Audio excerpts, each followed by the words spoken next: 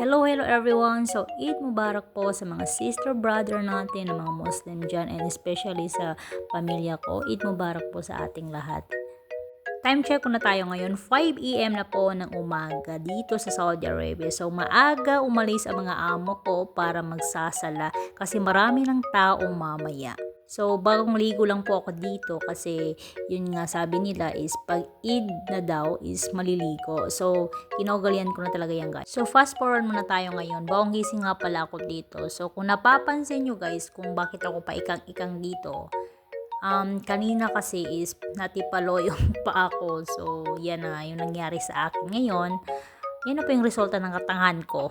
So anyway, nandito nga pala ako sa kwarto ng amo kong lalaki. So nakikita nyo guys ang kanyang kadamakan.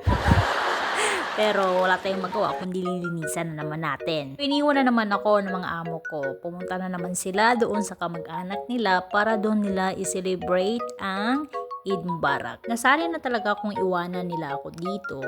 Kasi guys, mas better kasi na maiwan ka na lang sa bahay kaysa isasama ka nila. Naranasan ko ding sumama sa kanila, pumunta sa kamag-anak nila, and then yun nga yung sinasabi ko, ang dami-dami talagang mga trabaho doon. Pero hindi naman sa hindi ko gusto ang sumama. Pero kung ako talaga ang tatanungin, mas better talaga na maiwan ka na lang dito sa bahay kasi mas mahaba pa yung pahinga mo, 'di ba? Tama ako guys. Wow. Anyway, habang naglilinis pala ako dito, may nakita akong mga braha dito.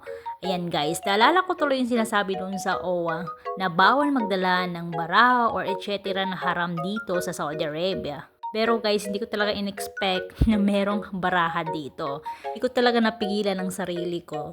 Tinanong ko ang mga anak ng amo ko kung bakit kaya naglalaro ng baraha, di ba haram yan? Sagot niya sa akin, haram kapag may taya na pera. So, yun nga guys, napaka-stricto talaga ng OWA pagdating sa mga bawal dito sa Saudi Arabia. Anyway, balik nga tayo dito. Gumamit nga pala ako ng vacuum dito para madali kong matapos ang trabaho ko dito.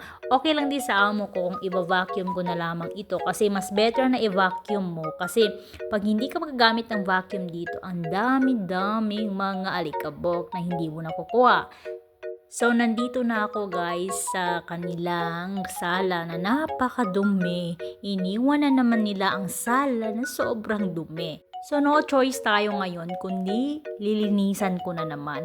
Hindi rin talaga nila inutos sa akin ito na lilinisan. Kasi guys, ang oras kasi dito is 2:27 AM na po ng gabi. So, wala pa akong tulog kasi hindi talaga ako inaantok. Ewan ko ba? Paano naman ako dalawin ng antok ngayon is natulog ako magdamag.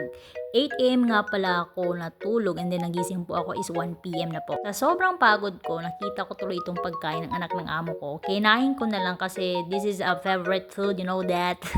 So, iniwan na naman nila ang mga chocolate dito. Akala nila siguro is kakainin ko na naman. Pero guys, hindi ko talaga favorite ang chocolate, lalo na matatamis. Kaya kayo huwag kayong masyadong kumain ng mga chocolate kasi hindi rin nakakabuti sa katawan natin.